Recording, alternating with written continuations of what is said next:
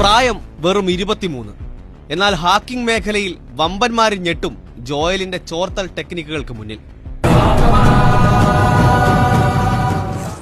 Recent നടന്നിട്ടുള്ള ഈ hacker കേസിന്റെ ന്യൂസ് പലരും കണ്ടിട്ടുണ്ടാവും. അവൻ അപ്പാരന്റ്ലി CDR ഹാക്ക് ചെയ്തു ലൊക്കേഷനൊക്കെ ലൈവായിട്ട് ട്രാക്ക് ചെയ്തെന്നൊക്കെയാണ് മീഡിയ പറഞ്ഞു വരുന്നത്. ഇത് മീഡിയ ക്രിയേറ്റ് ചെയ്തിട്ടുള്ള വേറൊരു ഹൈപ്പ് മാത്രമാണ്. ശരിക്കും ഇതിന്റെ ടെക്നിക്കൽ ട്രൂത്ത് നോക്കുകയാണെങ്കിൽ വേറെയാണ്. മീഡിയക്ക് എന്തെങ്കിലുമൊക്കെ ഇങ്ങനെ ചെറുതായിട്ട് വീണ് കിട്ടിയാൽ തന്നെ അവർ അത് വെച്ചിട്ട് നെറ്റ്ഫ്ലിക്സ് സീരീസ് ഉണ്ടാക്കും. സോ ഒന്നും അറിയാണ്ട് വെറുതെ ഈ വീഡിയോയുടെ ഒക്കെ അടിയിൽ പോയിട്ട് ആൾക്കാർ കമന്റ് ഇടുന്നുണ്ട്, ആൾക്കാരൊക്കെ പറ്റിക്കപ്പെടുന്നുണ്ട്.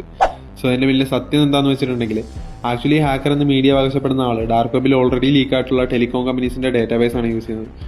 ആ ഡേറ്റ ലീക്ക് ഫയൽ എന്ന് പറയുന്നത് ശരിക്കുള്ള ഹാക്കർമാർ ടെലികോം കമ്പനീസിനെ ഹാക്ക് ചെയ്ത് അവരുടെ ഡേറ്റ ലീക്ക് ചെയ്യുന്നതാണ്. ജനുവരി 2024 1800 GB സൈസ് വരുന്ന ഈ data leak file hackers dark വെബിൽ $3000 പ്രൈസിന് ലീക്ക് ചെയ്തിട്ടുണ്ടായിരുന്നു. അതായത് ഏകദേശം 26,000 ഇന്ത്യൻ മണി. ഈ ഡേറ്റാബേസിനകത്ത് എന്തൊക്കെയുള്ളതെന്ന് ചോദിച്ചിട്ടുണ്ടെങ്കിൽ 750 മില്യൺ ഇന്ത്യക്കാരുടെ ഡേറ്റയാണ്. അതായത് കണക്കുകൾ പ്രകാരം ഇന്ത്യൻ പോപ്പുലേഷന്റെ 85%. ഈ ഡേറ്റക്കകത്തുള്ളത് യൂസേഴ്സിന്റെ പേര്, phone number, address, Aadhaar number, email തുടങ്ങിയിട്ടുള്ള വളരെ സെൻസിറ്റീവ് ആയിട്ടുള്ള ഇൻഫർമേഷനാണ്. ആ ഡേറ്റ കയ്യിലുള്ള ആർക്കും ഓൾമോസ്റ്റ് ഏതൊരു ഇന്ത്യക്കാരൻ്റെ ഡേറ്റ സിമ്പിളായിട്ട് സെർച്ച് ചെയ്തെടുക്കാൻ പറ്റും. ഹാക്കർ വീരനെന്നൊക്കെ മീഡിയ അവകാശപ്പെടുന്ന ഈ ആളും ചെയ്തിട്ടുള്ളത് സെയിം കാര്യം തന്നെയാണ്. ഈ ഡേറ്റ ഫയൽ ഡൗൺലോഡ് ചെയ്ത് അതിൽ ഫോൺ നമ്പർ അല്ലെങ്കിൽ വേറെ ഇൻഫർമേഷൻ സെർച്ച് ചെയ്യുക മാത്രമാണ് ചെയ്യുന്നത്. അതിന് നേരെയുള്ള ആളുടെ എല്ലാ ഇൻഫർമേഷനും അവിടെ നിന്ന് കാണാൻ പറ്റും. അത് പറഞ്ഞിട്ട് ആരും ഇത് തപ്പി പോകുന്നും വേണ്ട, ജയിലിൽ കിടക്കും. ബിക്കോസ് ഫ്രിച്ച് ഡേറ്റ കയ്യിൽ വെക്കുന്നത് സൈബർ ക്രൈമാണ്. സോ ഓഫ് കോഴ്സ് ഇതൊരു സൈബർ ക്രൈം തന്നെയാണ്, പക്ഷേ ഹാക്കിംഗ് അല്ല. ഡാർക്ക് വെബിൽ ഡൗൺലോഡ് ചെയ്യാൻ അവൈലബിൾ ആയിട്ടുള്ള ലീക്ഡ് അല്ലെങ്കിൽ ബ്രീച്ച്ഡ് ആയിട്ടുള്ള ഈ ഇൻഫർമേഷൻ ഡൗൺലോഡ് ചെയ്ത് അതിൽ സെർച്ച് ചെയ്യുക മാത്രമാണ് ഇദ്ദേഹം ചെയ്തിട്ടുള്ളത്. അല്ലാതെ CDR അഥവാ കോൾ ഡീറ്റെയിൽ റെക്കോർഡ് എന്നത് വീട്ടിലിരുന്ന് ആർക്കും ഹാക്ക് ചെയ്യാൻ പറ്റുന്ന സാധനമൊന്നുമല്ല.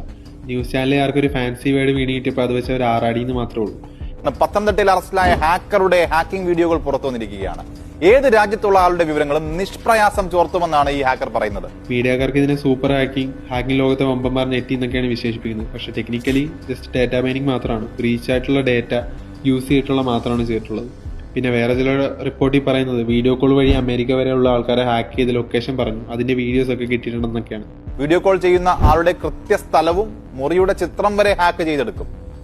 ആക്ച്വലി ഒമേഗിൾ പോലുള്ള സൈറ്റ് വഴി വീഡിയോ കോൾ ചെയ്യുമ്പോൾ ഓപ്പോസിറ്റുള്ള ആളുടെ IP അഡ്രസ്സ് സിമ്പിളായിട്ട് എടുക്കാൻ പറ്റും. ആ IP അഡ്രസ്സ് ഏത് ലൊക്കേഷനിലാണെന്ന് ചുമ്മാ ഗൂഗിളിൽ പോയി നോക്കിയാൽ കിട്ടും. അതാണ് അവിടെ ഇയാൾ ചെയ്തത്. പറഞ്ഞ് ചില തേർഡ് ക്ലാസ് മീഡിയക്കാർ പുള്ളിനെ പാകിസ്ഥാൻ ചാരം വരെ ആക്കിയിട്ടുണ്ട്.